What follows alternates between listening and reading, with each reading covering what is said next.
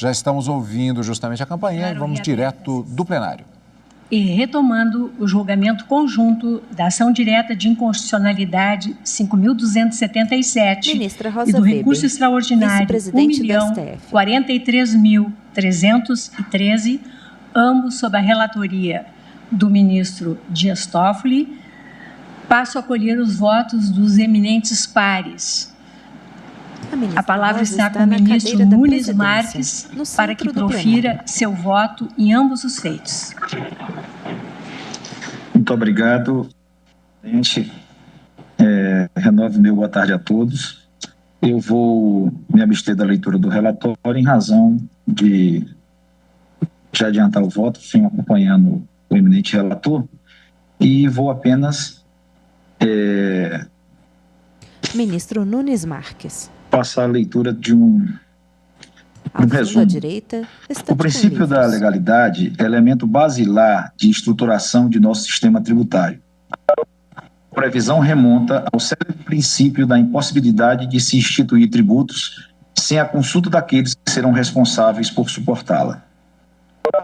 Liberdade consubstancia diretriz voltada ao Estado e sociedade, no sentido de que a lei é o instrumento próprio de delimitação do espaço de atuação dos agentes. Isso significa dizer que todos os aspectos da regra matriz devam estar fixados em lei. Não por outra razão que a Constituição define em seu artigo 151, inciso 1, que é vedado à União, aos Estados, ao Distrito Federal e aos municípios exigir ou aumentar tributos sem lei que o estabeleça. E ainda, no mesmo artigo 150, mas no parágrafo 6º, prescreve que qualquer subsídio ou isenção, redução de base de cálculo, concessão de crédito presumido, anistia ou remissão, relativos a impostos ou contribuições, só poderá ser concedido mediante lei específica, federal, estadual ou municipal, que regule exclusivamente as matérias acima enumeradas ou o correspondente tributo ou contribuição. A importe do princípio da legalidade, a Constituição a imposição deste ao conferir a possibilidade de que a fixação da alíquota de determinados tributos seja delegada ao Poder Executivo.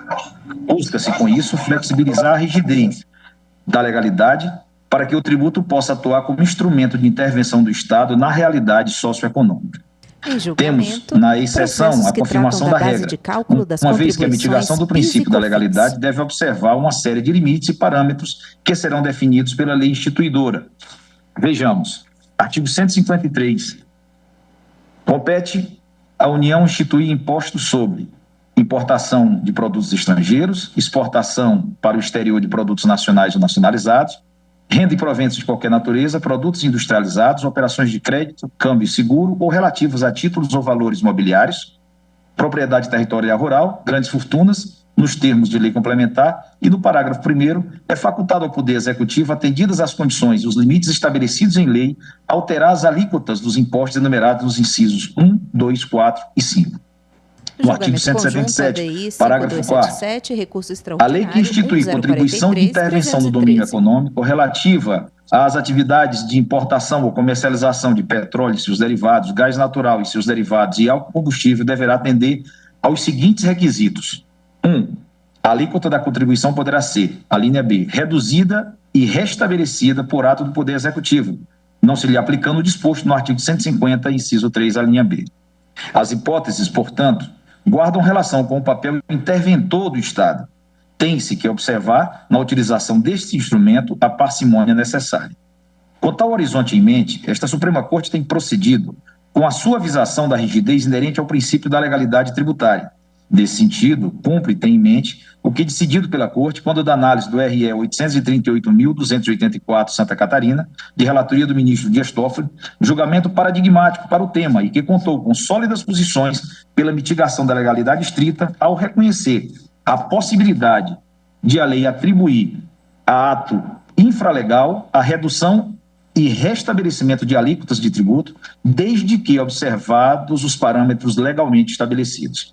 Na oportunidade, fixou-se o entendimento de que o princípio da reserva de lei não é absoluto.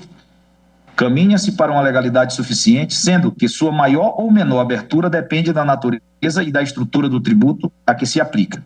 Analisando a possibilidade de a lei instituidora da taxa relativa à RT atribuir a ato infralegal competência para fixação de alíquotas, atentou o Supremo para a excepcionalidade do caso ante maior capacidade de administração pública por estar estreitamente ligada à atividade estatal direcionada a contribuinte, conhecer da realidade e dela extrair elementos para complementar o aspecto quantitativo da taxa, visando encontrar com maior grau de proximidade, quando comparado com o legislador, a razoável equivalência do valor da exação com os custos que ela pretende ressarcir. Fixou-se como tese que não viola a legalidade tributária a lei que, prescrevendo o teto, possibilita o ato normativo infralegal fixar o valor de taxa em proporção razoável com os custos da atuação estatal, valor esse que não pode ser atualizado por ato do próprio Conselho de Fiscalização e percentual superior aos índices de correção monetária legalmente previstos. Entendimento similar pode ser extraído da ADI 4697, de relatoria do ministro Edson Fachin, e que, apreciada na mesma assentada do RE 838.284, assentou a constitucionalidade de lei instituidora de anuidade em favor de conselhos profissionais, que, estabelecendo o limite máximo de cobrança, delega a ato infralegal a fixação do valor exato a ser recolhido. Afirmou-se no mencionado precedente. No tocante à legalidade tributária estrita, reputa-se ser adequada e suficiente a determinação do mandamento tributário no bojo da lei impugnada, por meio da fixação de tetos aos critérios materiais das hipóteses de incidência das contribuições profissionais, à luz da chave analítica formada pelas categorias da praticabilidade e da parafiscalidade. Quem vota é o ministro Tenho para mim Nunes que as Marques. razões destes precedentes podem ser estendidas para o presente caso. Entendo que na análise dos dispositivos, ora em análise, não há que se falar em violação ao princípio da legalidade, tendo em vista que a lei instituidora das contribuições estabelece todos os elementos da regra matriz de incidência. A definição de um valor máximo de alíquota a ser fixada pelo poder público. Como acima apontado, a medida vai em contra ao entendimento desta Corte, tendo em vista que as balizas estão inseridas em estritos limites legais.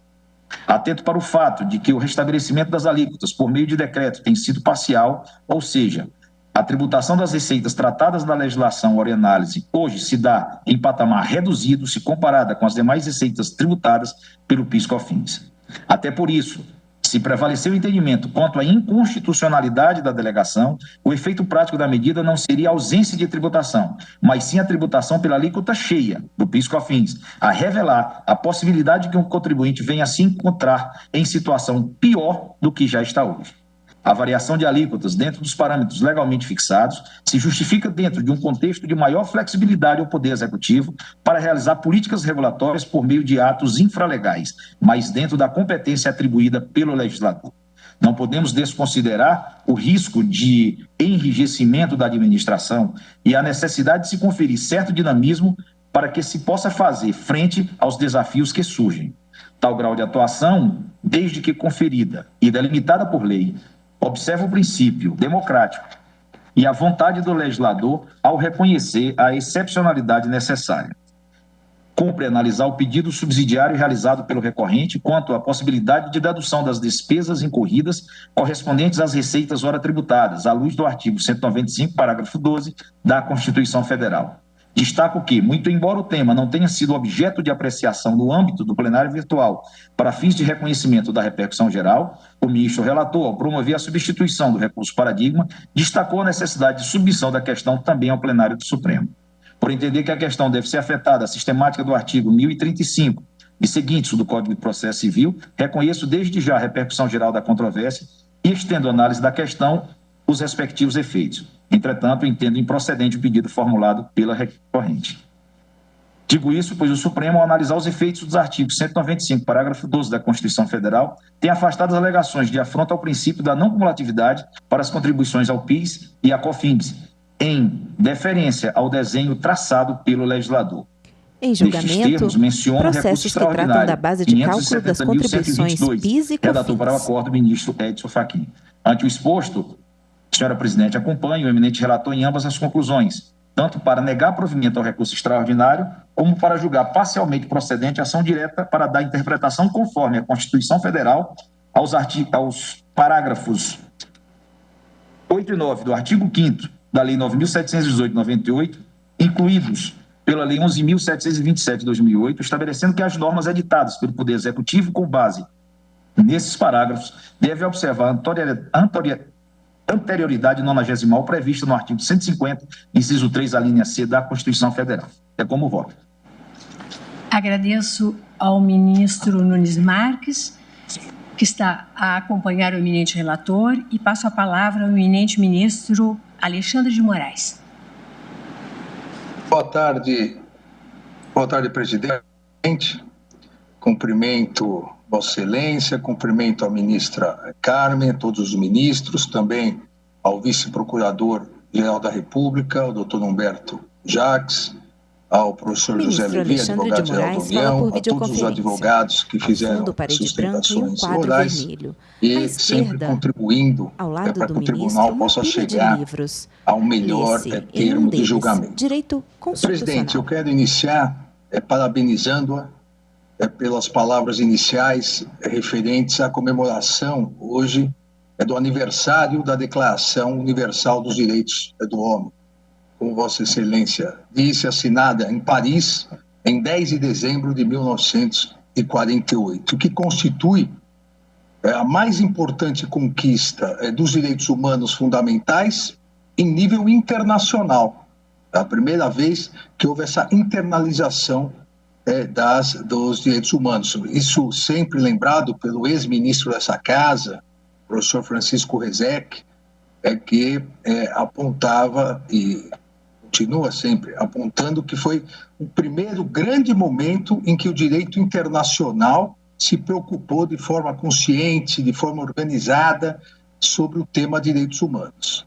E essa declaração, que hoje faz aniversário, elaborada a partir da previsão já da Carta da ONU de 1944, que estabeleceu essa necessidade dos Estados partes promover essa proteção dos direitos humanos.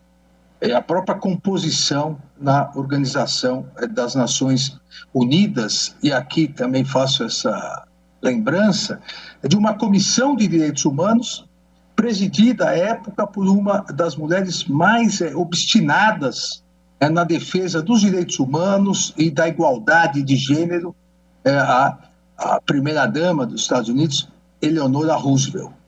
E hoje, presidente, temos uma feliz, saudável e grata coincidência de, nessa comemoração, no dia 10 de dezembro, sermos presididos, Supremo Tribunal Federal, por Vossa Excelência, ministra Rosa Weber, exemplo de magistrada, que desde a primeira instância na Justiça do Trabalho também vem dedicando toda a sua vida à defesa dos direitos individuais, à defesa dos direitos sociais, na igualdade e garantia da dignidade da pessoa humana. Uma feliz coincidência, é uma honra hoje, presidente, ser presidido por Vossa Excelência, em especial nessa histórica data.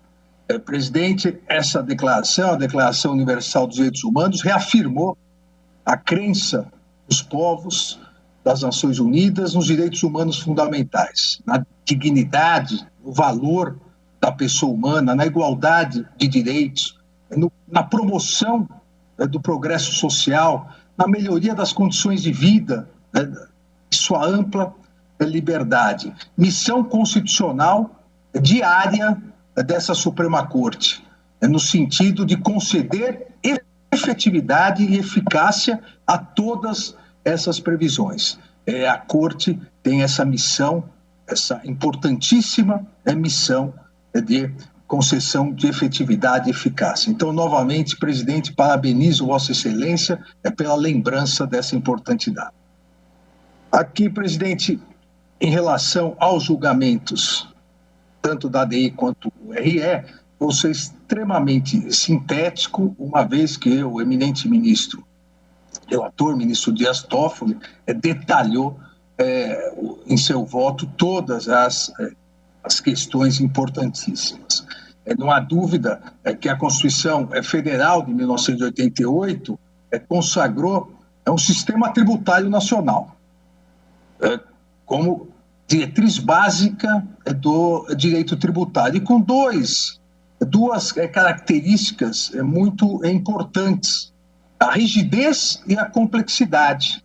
Essas são características que todo direito tributário, todos os tributaristas sempre ressaltam. A questão da rigidez, né, uma rígida divisão de competências tributárias e de repartição de receitas, e essa complexidade a partir da existência de limitações do poder de tributar. A pergunta que se faz no presente julgamento é se ao analisar essa possibilidade das alíquotas da contribuição ao PIS, da COFINS, serem reduzidas e restabelecidas, que são o vai e volta, né? A possibilidade de redução e a possibilidade de restabelecimento por regulamento infralegal. Porém, nos termos do artigo 27, parágrafo 2º da Lei 10.865, de 2004, se essa possibilidade respeita essa rigidez e complexidade exigida pelo texto constitucional, em especial, como foi aqui já ressaltado, tanto nas sustentações orais, também pela Advocacia Geral da União, pelo Ministério Público e pelos ministros que me antecederam, em especial em relação ao princípio da reserva legal tributária, ou também conhecido como da legalidade estrita tributária, prevista no artigo 150, inciso 1º. Não tenho nenhuma dúvida que se a pergunta parasse um pouquinho antes, ou seja, se a pergunta fosse a possibilidade das alíquotas da contribuição ao PIS e da COFINS serem reduzidas e restabelecidas por regulamento infralegal é constitucional? Se nós parássemos aqui, certamente a resposta seria, ao meu ver, negativa. Julgamento conjunto Mas não de é processos essa que tratam da questão base de cálculos analisada. das contribuições PIS e COFINS. A indagação que se faz é se a possibilidade dessas alíquotas serem reduzidas e restabelecidas por regulamento infralegal, se elas podem serem assim, diríamos, manejadas nos termos do artigo 27, parágrafo 2º. Nos termos de uma verdadeira delegação específica do legislador infraconstitucional.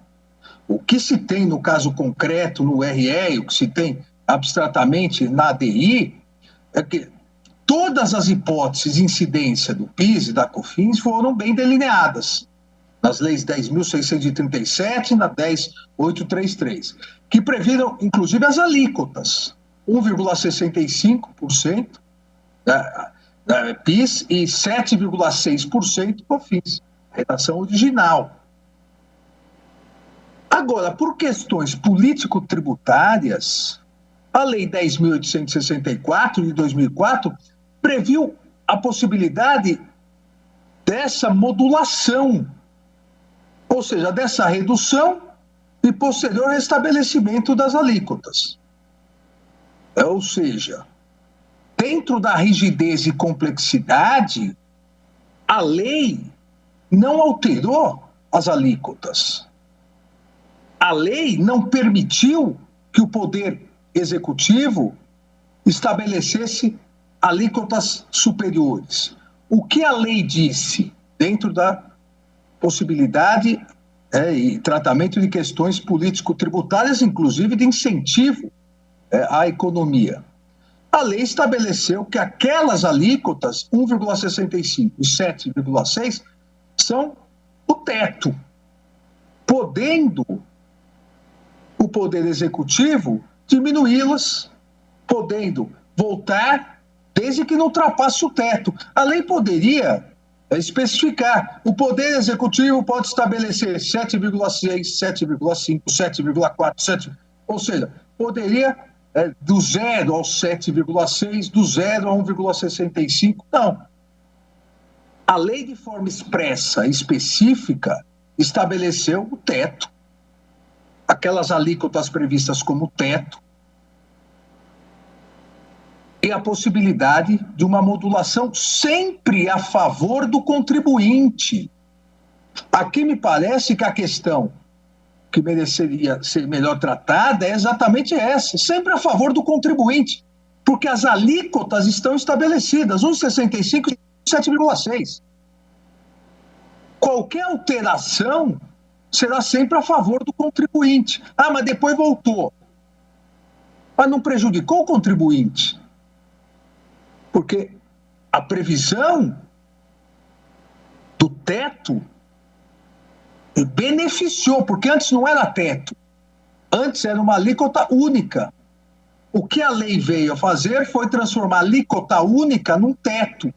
E qualquer alteração sempre em benefício do contribuinte. O parágrafo 2º do artigo 27 é muito claro. O Poder Executivo poderá também reduzir e restabelecer até os percentuais que tratam os incisos 1º e 2º do caput do artigo 8º dessa lei. Vale dizer, o teto. O artigo 27, parágrafo 2º, transformou uma alíquota única no teto máxima, na alíquota máxima, no teto. O que viesse seria benéfico ao contribuinte. Jamais poderia ultrapassar o teto. Não se tratou, a meu ver, de um cheque em branco ao Poder Executivo para estabelecer alíquotas. A alíquota já estava estabelecida, essa delegação não foi em prejuízo do contribuinte. Essa delegação foi em benefício, permitindo que se abaixe. Nunca acima do teto. Jamais acima do teto. Então, me parece, presidente, que não há aqui nenhuma inconstitucionalidade. Até porque, se inconstitucionalidade houvesse, isso foi destacado pelo eminente ministro Dias Toffoli, agora pelo eminente ministro Nunes Marques, se inconstitucionalidade houvesse, seria da delegação. Se houve inconstitucionalidade da delegação, quando a alíquota foi 0, seria inconstitucional também. É um elevador de alíquotas respeitando o teto. Não se pode dizer que a delegação a favor é constitucional. A delegação que não é contra, a delegação voltada ao status quo, ela é inconstitucional. Não, ou as duas são, ou nenhuma o é, e eu acredito que nenhuma é inconstitucional. Porque dentro dessa autorização legal, específica, que transformou uma alíquota única, ou duas, aqui um PIS, COFINS, essas alíquotas em teto, o legislador reduziu pelo decreto 5442 para 0 as alíquotas, mas isso em 2005. 10 anos depois, em 2015, diante do novo cenário econômico, o governo federal restabeleceu as alíquotas até 1,65 e até 7,6, inclusive em patamares inferiores, porque poderia ir até 1,65, foi até 0,65. Poderia ir até 7,6, foi até 4%. Então, aqui, presidente, afasto, como fez, e acompanho o eminente ministro relator, afasto a inconstitucionalidade. Também entendo que não há violação ao princípio da não cumulatividade, como foi já salientado, até porque tanto o PIS quanto o COFINS surgiram no ordenamento jurídico, isso foi dito, então não vou alongar, surgiram no ordenamento jurídico como tributos cumulativos. A partir da edição das medidas provisórias 66 em 2002, 135 em 2003, que foram convertidas em leis que tornaram-se tributos não cumulativos. Mas, desde então, tornou-se possível o creditamento quanto a determinadas despesas, o que se evita a tributação em cascata. Mas o regime não cumulativo, posteriormente ganhou, isso também foi salientado, status constitucional com a emenda 42 de 2003, aquela que incluiu o parágrafo 12 no artigo 195 da Constituição. Agora, diferentemente do que ocorre com o IPI e o ICMS, em que a Constituição Federal impõe a observação do regime da não cumulatividade, nas contribuições sociais houve mera autorização constitucional para a instituição desse regime em determinados setores da atividade econômica. O parágrafo 12 do artigo 195, incluído pela emenda 42, é muito claro a esse respeito. É assim, as leis, tanto a 10.637 quanto a 10.833, que instituíram o regime de não cumulatividade para as contribuições ao PIS e ao CONFINS, relativos a determinadas despesas, não decorrem de imposição constitucional. Até porque, repito, na época sequer havia sido introduzido o parágrafo 12 do artigo 195. Levando-se em consideração que a não cumulatividade, nesses casos, PIS e CONFINS, não decorre de imposição constitucional, e sim da possibilidade de conformação da lei, a opção do legislador, a meu ver, de suprimir o inciso 5º dos artigos 3º da lei 10.637 e 10.833, que previa a possibilidade de creditamento de despesas, encontra-se dentro do seu campo de liberalidade, não havendo, a meu ver, qualquer violação ao artigo 195, parágrafo 12. Da mesma forma, afasto qualquer alegação de violação à vedação a efeito confiscatório, não me parece aqui que exista essa possibilidade. Por fim, presidente, da mesma forma que o eminente ministro relator bem pontuou, entendo que a delegação legislativa para esse elevador de alíquotas, né, sempre respeitando o teto máximo previsto em lei, não afasta a necessidade de observância do princípio da anterioridade nonagesimal, no caso do retorno das alíquotas, retorno total ou parcial até aquele teto. Porque a ideia da anterioridade nonagesimal aqui é uma garantia ao contribuinte, não que ele tenha a garantia de não aumento. E foi dito aqui numa sustentação oral que se referiu a aumentos. Óbvio, se foi para zero e aumentou, é um aumento, mas é um aumento dentro do teto permitido. Mas esse aumento é possível dentro do teto permitido, mas o contribuinte deve ter a possibilidade de se programar. E essa possibilidade de se programar se dá pelo princípio da anterioridade nonagesimal. Então, presidente, rapidamente, com essas ponderações, acompanho o eminente ministro relator, negando o provimento ao recurso extraordinário. Teria uma tese que no meu voto consta para apresentar, mas acompanho a tese de Sua Excelência, o eminente ministro relator. Na ADI 5277 também o acompanho, julgando procedente, parcialmente procedente, e dando a interpretação conforme sugerida por Sua Excelência. É o voto, presidente. Muito obrigada, ministro Alexandre de Moraes. Passo a palavra ao ministro Edson Fachin. Para o presidente, muito obrigado. Cumprimento Vossa Excelência, também a eminente ministra Carmen Lúcia, os eminentes pares, os senhores advogados públicos e privados que comparecem a essa sessão virtual, bem como o senhor vice-procurador-geral da República. Senhor presidente, o exame que fiz na ação direta e consolidada 5277 levou-me a concluir pela improcedência do pedido, entendendo constitucionais os parágrafos 8, 9, 10 e 11 do artigo 5º da Lei 9718, de 27 de novembro de 98, incluídos pela Lei 11.727 de 2011.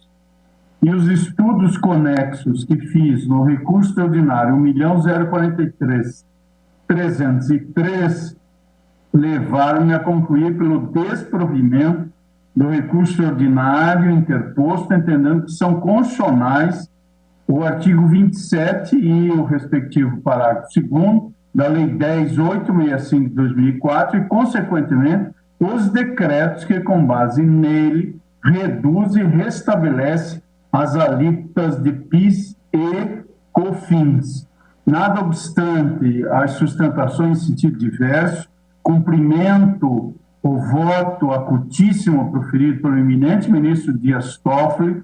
Sua Excelência me honrou com a citação de um precedente no qual eu já houvera adentrado a esta matéria e, por isso, tomo a liberdade de subscrever por inteiro o douto voto do eminente ministro Dias Toffoli, em meu modo de ver, de maneira adequada, como foi acontecer em voto de Sua Excelência, bem desatou esta questão, trouxe à colação o enfrentamento da filtragem constitucional dos dispositivos respectivos diante dos textos constitucionais que foram indicados como parâmetros de controle. Cumprimento Sua Excelência, o eminente ministro relator, juntarei a declaração de voto onde explicito citação de doutrina e jurisprudência sobre esta matéria, subscrevo os fundamentos e a conclusão de Sua Excelência, e é como voto, senhor presidente. Muito obrigada, ministro Luiz Edson Fachin. Olhe agora o voto do ministro Luiz Roberto Barroso. Presidente, só eu preciso dar uma andada aqui no meu gabinete que as luzes se apagaram. Já estou voltando.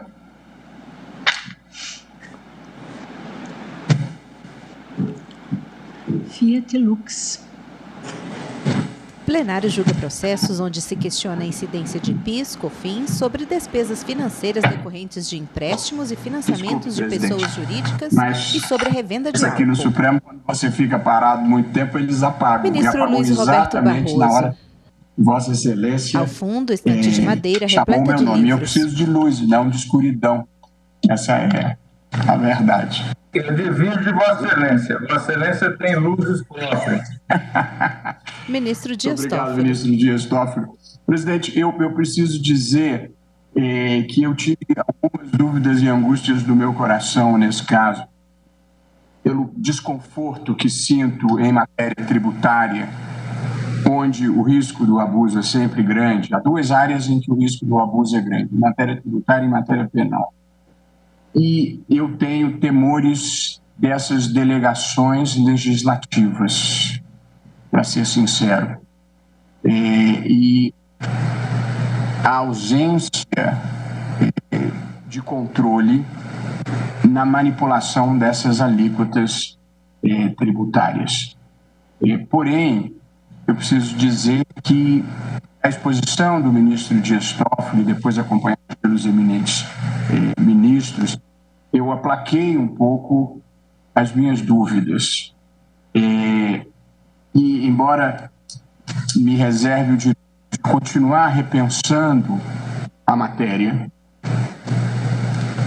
o verdadeiro sentido e alcance da reserva legal, em sentido positivo e em sentido negativo, eu, por hora, estou aderindo à posição trazida com maestria pelo ministro Dias Toffoli, com a experiência que tem na chefia da Advocacia Pública Federal.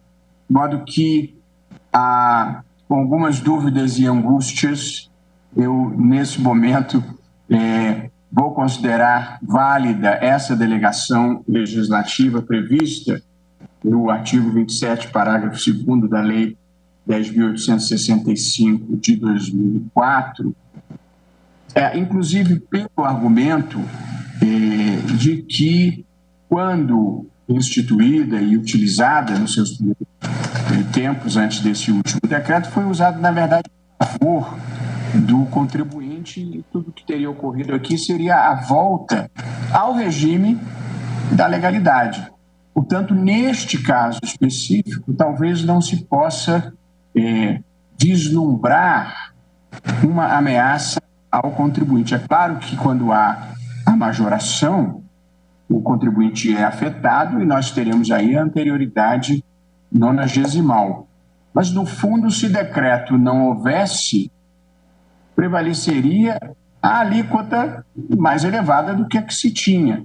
Portanto, apesar das minhas dúvidas e angústias quanto à delegação legislativa em matéria tributária, não é este o caso ideal, talvez, para eu manifestá-las. Portanto, eu estou... não vou nem pedir vênia ainda, porque não houve divergência. Eu salvo aos eminentes advogados que muito bem se houveram na tribuna e me impressionaram com as suas sustentações. Eu, por hora, estou acompanhando a posição do eminente relator, ministro Dias Toffoli, cumprimentando pela densidade do seu voto. Senhora presidente. Pois não, ministro Dias Toffoli. Senhor presidente, as dúvidas do ministro Luiz Roberto Barroso também são dúvidas que me afligiram ao estudar e refletir sobre o tema concreto. Uma dúvida a mais, que é aquilo Ministro que nós Dias sabemos, Toffoli. dos 20 anos para cá, de um aumento da legiferância em matéria de contribuições. Sabemos que tem um impacto no Pacto Federativo, na medida em que as contribuições sociais não são repartidas entre os entes. Mas, no caso concreto, tal qual Sua Excelência agora afirmou explicitamente, eu já afirmara no início que há fundamentos concretos para qualquer solução,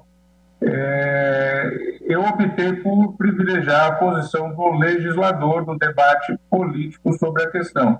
Mas, sem dúvida, aqui também há essa questão que, uma vez que eu votei no sentido de placitar a posição do legislador, não há dúvida de que também há aqui uma advertência em relação e uma preocupação ao uso das contribuições como uma forma de subverter o financiamento do Estado em relação à federação como um todo. Mas, no caso específico, eu reitero e ratifico o voto em razão de tudo aquilo que eu já afirmei.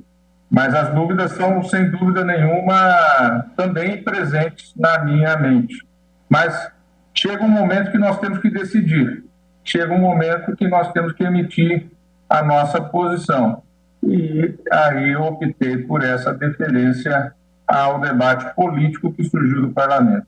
E agradeço ao ministro Luiz Roberto Barroso as referências. Muito obrigado. Eu agradeço ao ministro Luiz Roberto Barroso, agora as considerações do ministro Dias Toffoli, e colheria o voto da eminente ministra Carmen Lúcia, mas estamos com alguma dificuldade, então eu peço licença ao ministro Lewandowski para chamar, em primeiro lugar, o ministro Gilmar Mendes, porque Sua Excelência tem um compromisso de viagem. Assente, ministro Ricardo. Agradeço a Vossa Excelência e concedo a palavra ao ministro Gilmar Mendes. Presidente, boa tarde. Boa tarde a todos. Eu também vou acompanhar o voto do eminente ministro Dias Toffoli. Também compartilho das dúvidas Ministro quanto Gilmar Mendes. ao modelo Ao fundo, parede de de madeira, quadros, eventual delegação no plano do Executivo. E parece que aqui nós estamos diante de um modelo de um decreto que a doutrina chama de autorizado. Eu até vou também guardar reservas em relação à aplicação da noventena, porque a mim me parecia que se há essa autorização e se já se sabe qual é o valor limite, teto, não haveria aumento de tributo para aplicação. Mas diante da construção que se fez, fazendo apenas essa reserva como obter dictum, eu vou acompanhar as inteiras o voto do ministro Dias Toffoli, tanto no recurso extraordinário quanto na ADI. Agradeço ao ministro Gilmar Mendes e ainda não conseguimos contato. A ministra Carmen Lúcia estava com dificuldades lá onde se encontra com a conexão com a internet. E não vejo a Sua Excelência aqui na nossa sala virtual. Então, colho o voto do ministro Lewandowski.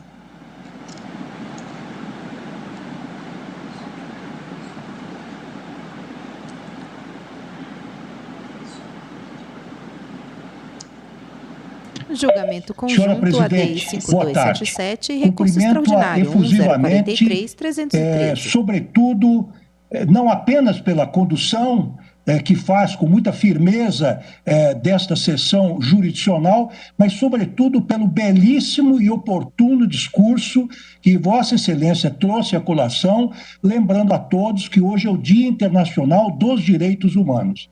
E Vossa Excelência o faz no momento que, infelizmente, o mundo todo está, de certa maneira, deslembrados destes valores e princípios e normas que estão estampados não apenas nos tratados e convenções internacionais, mas também nos documentos internos dos vários países, especialmente aqueles que se consideram países civilizados.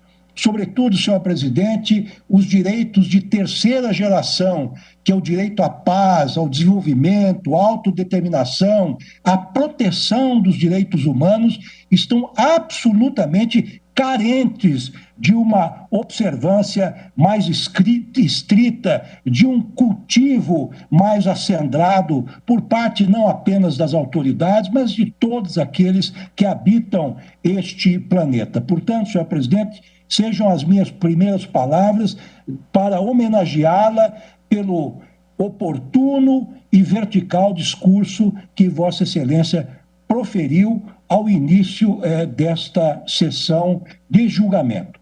Senhora Presidente, quero também, tal como fez o ministro Gilmar Mendes e antes dele o ministro Luiz Roberto Barroso, quero manifestar as minhas dúvidas quanto a esta possibilidade da administração fiscal, de certa maneira, alterar alíquotas com base em uma delegação e portanto, por um ato interno próprio. Mas eu verifico, a partir do proficiente voto que foi proferido pelo ministro Dias Toffoli e pelos demais, pelo ministro Cássio Nunes, verifico que não houve nenhuma ofensa ao princípio da legalidade tributária. De outra parte, também não houve ofensa à proibição da cumulatividade, nem à vedação ao confisco.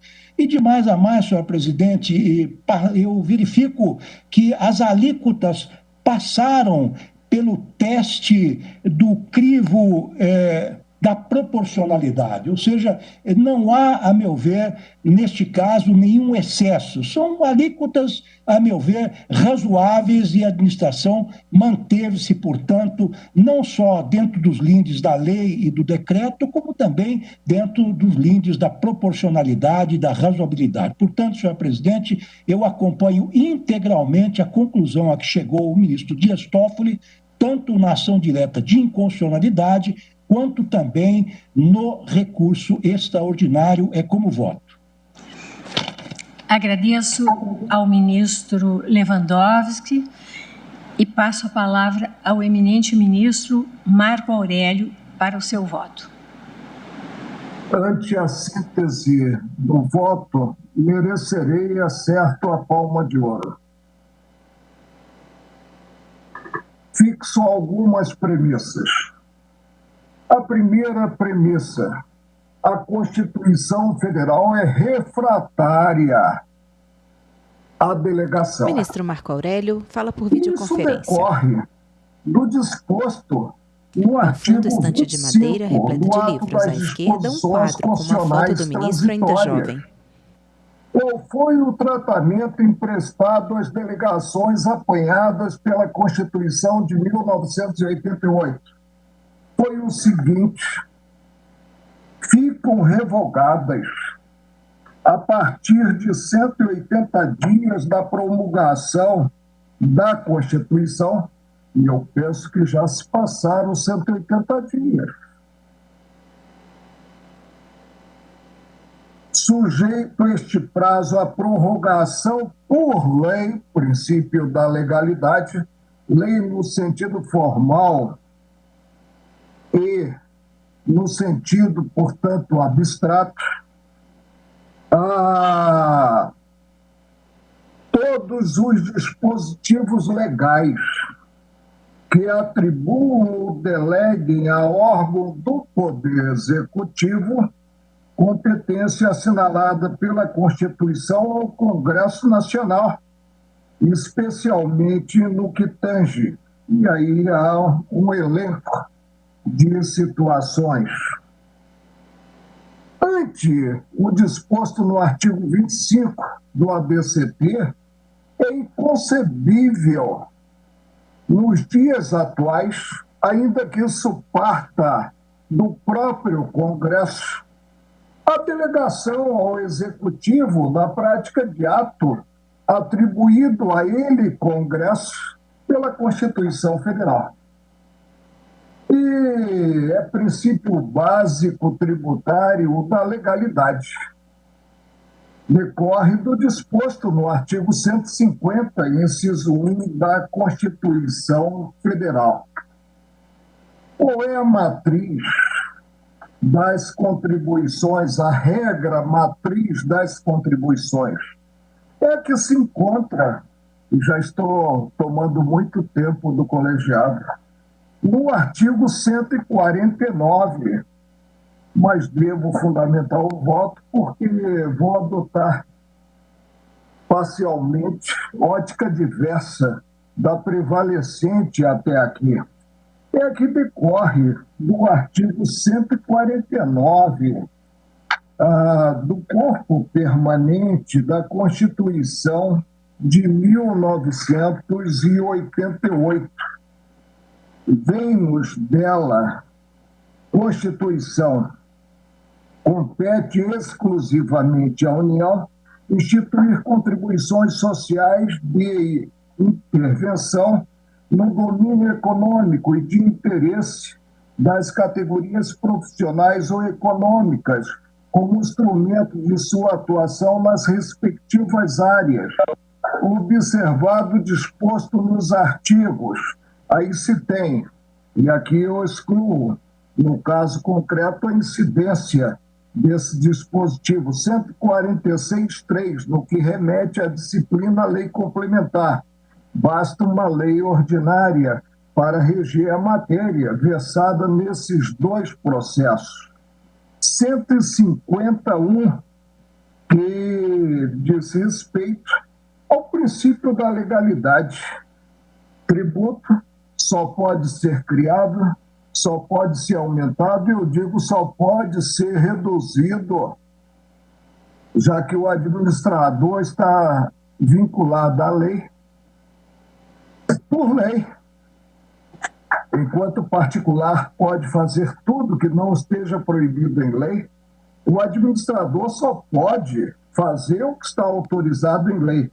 E se tem, no caso a seguir, o inciso 3, que versa a anterioridade, seja geral, seja a nonagesimal. A alíquota e base de incidência são elementos essenciais do tributo gênero, compreendidas aí as contribuições. Se são elementos básicos, devem estar previstos em lei emanada do Congresso Nacional.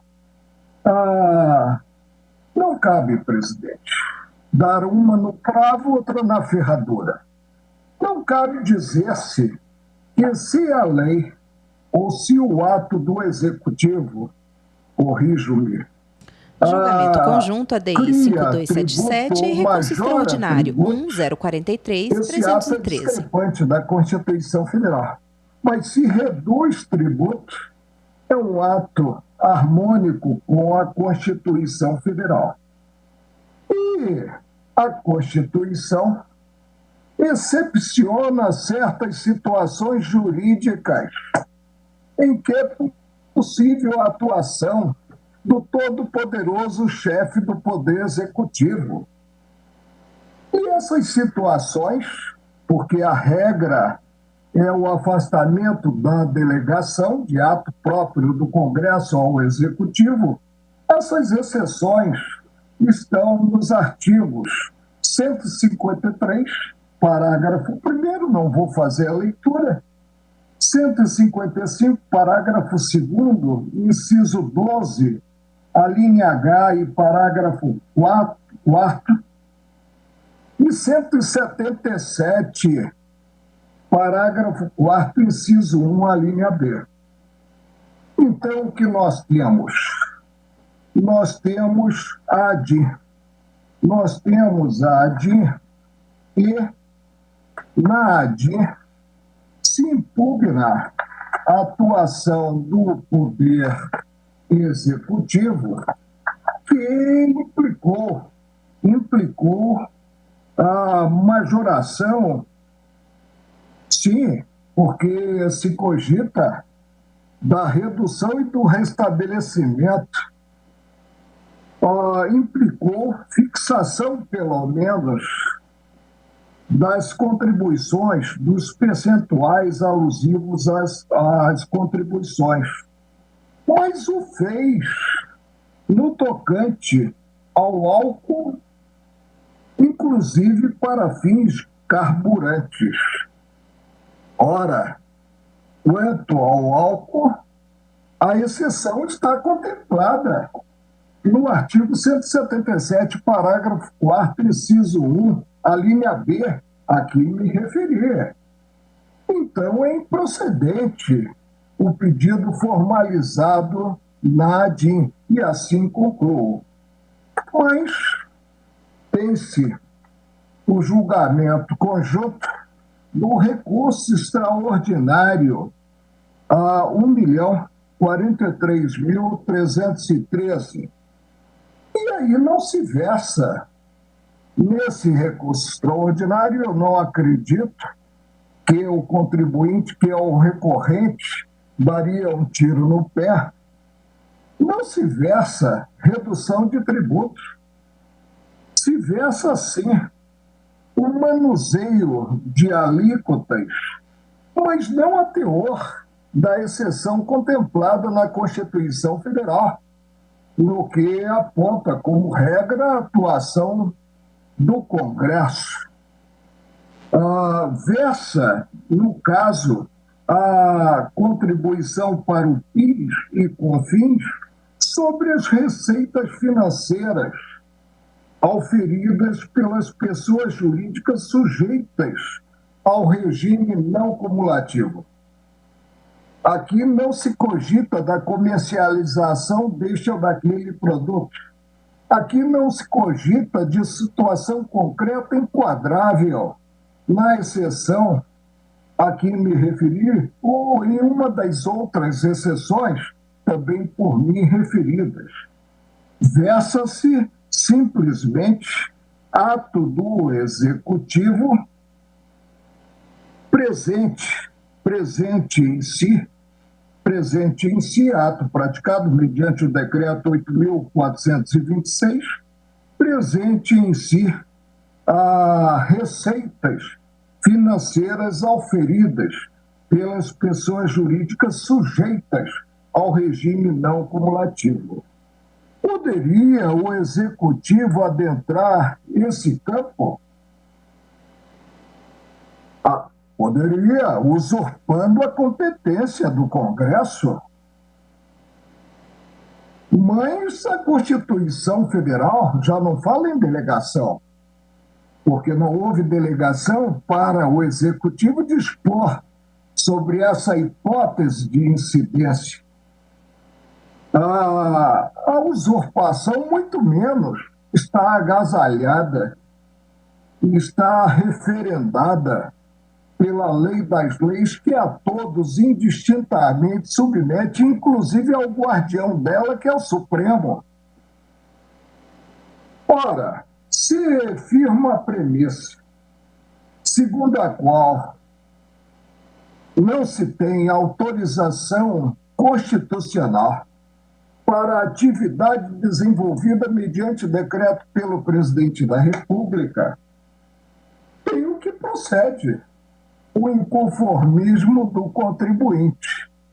E repito o que eu já disse neste plenário: a corda não pode estourar do lado mais fraco, que é o lado do contribuinte. Por isso, julgo improcedente o pedido formalizado na ADI, na ação direta de inconstitucionalidade, não julgo improcedente a ação, porque a ação é o ato de ir ao protocolo e dar entrada na peça inicial, e provejo o recurso extraordinário 1.043.313.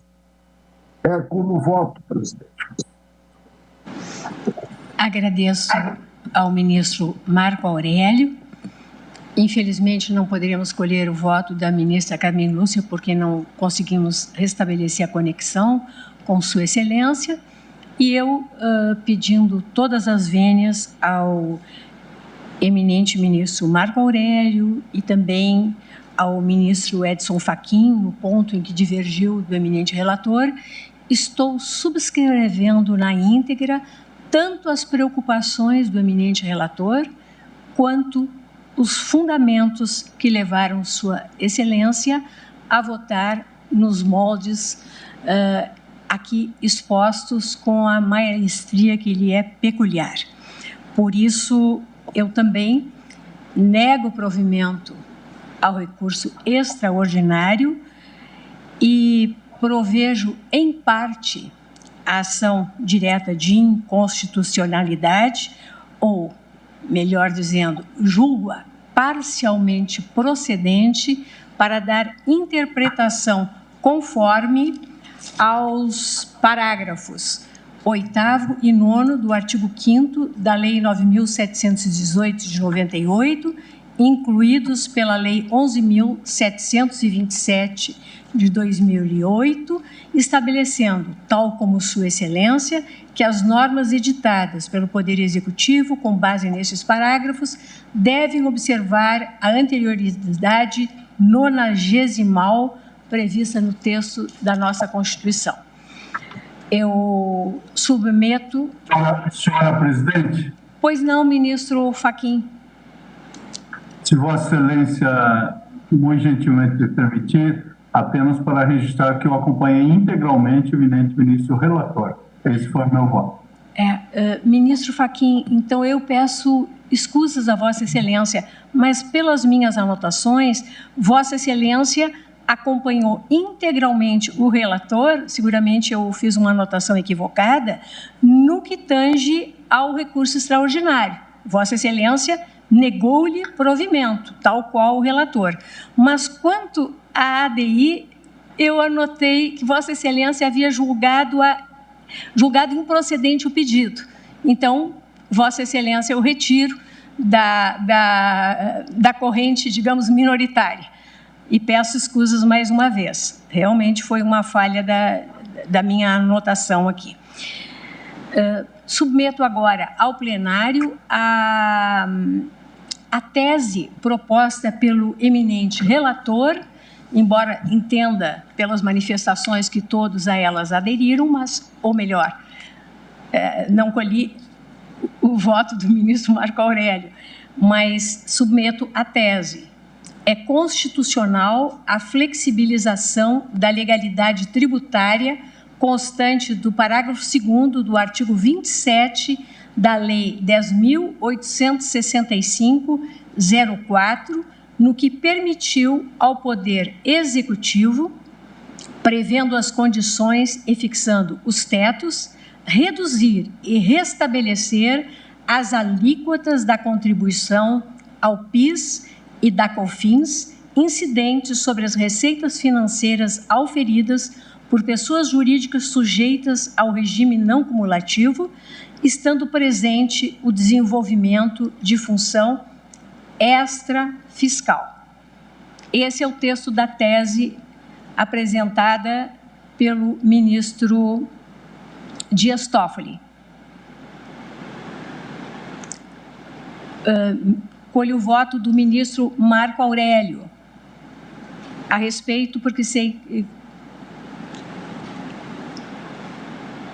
Já há tempo que tinha desligado da sala eletrônica. A Vossa Excelência quer colher meu voto? Quanto? Só quanto à tese, embora eu tenha compreendido que Vossa Excelência, coerente como é, vai ficar vencido, mas não gostaria de lançá-lo vencido se assim Vossa Excelência não entender. Faço minhas as suas palavras. Obrigada, ministro Marco Aurélio. Então, eu proclamo o resultado. Decisão por maioria de votos, julgando procedente, em parte, a ação direta de inconstitucionalidade 5.277, para dar interpretação conforme a Constituição Federal aos parágrafos 8º e 9º do artigo 5º da Lei 9.718 de 98, incluídos pela Lei 11.727 de 2008, estabelecendo que as normas editadas pelo Poder Executivo, com base nesses parágrafos, devem observar a anterioridade nonagesimal prevista no artigo 150, inciso 3, a linha C, do texto constitucional. Também, por maioria, foi negado provimento ao recurso extraordinário. Ministra Rosa Weber, vice-presidente do STF. 1.043.313.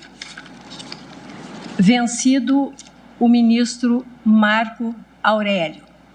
Aprovada a seguinte tese: é constitucional a flexibilização da legalidade tributária constante do parágrafo 2º do artigo 27 da Lei 10.865 de 2004, no que permitiu ao Poder Executivo, prevendo as condições e fixando os tetos, reduzir e restabelecer as alíquotas da contribuição ao PIS e da CONFINS incidentes sobre as receitas financeiras auferidas por pessoas jurídicas sujeitas ao regime não cumulativo, estando presente o desenvolvimento de função extrafiscal.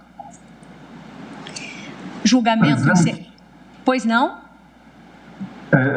Eu peço escusa por perturbar novamente Vossa Excelência, mas antes de encerrar apenas o julgamento... Ministro Edson Fachin. Vossa Excelência tinha razão, eu de fato fiz referência em procedência. O eminente ministro relator adotou a técnica decisória da interpretação conforme e a conclusão prática é que chegamos ao mesmo caminho, chegamos à mesma conclusão por caminhos distintos. Por isso eu estou reconhecendo a correção da anotação de Vossa Excelência e fazendo o ajuste na formulação, e para reiterar aqui que acompanhei e acompanho integralmente o relator, bem como a tese. Muito obrigado a Vossa Excelência e o colegiado. Muito obrigada. Eu digo, ministro Fachin, Vossa Excelência é um fidalgo. Senhores ministros, foi uma honra para mim presidir essa sessão da Corte Constitucional Brasileira nesta data. Permitam-me repetir, tão relevante para a humanidade, 10 de dezembro, Dia Mundial dos Direitos Humanos e 72º aniversário da Declaração Universal dos Direitos da Pessoa Humana, marco civilizatório a ser celebrado e relembrado à exaustão na permanente luta e na resistência contra o retrocesso. Ministra Rosa Weber, agradecendo a presença e a preciosa colaboração de todos, desejo um excelente final de dia e declaro encerrada a sessão.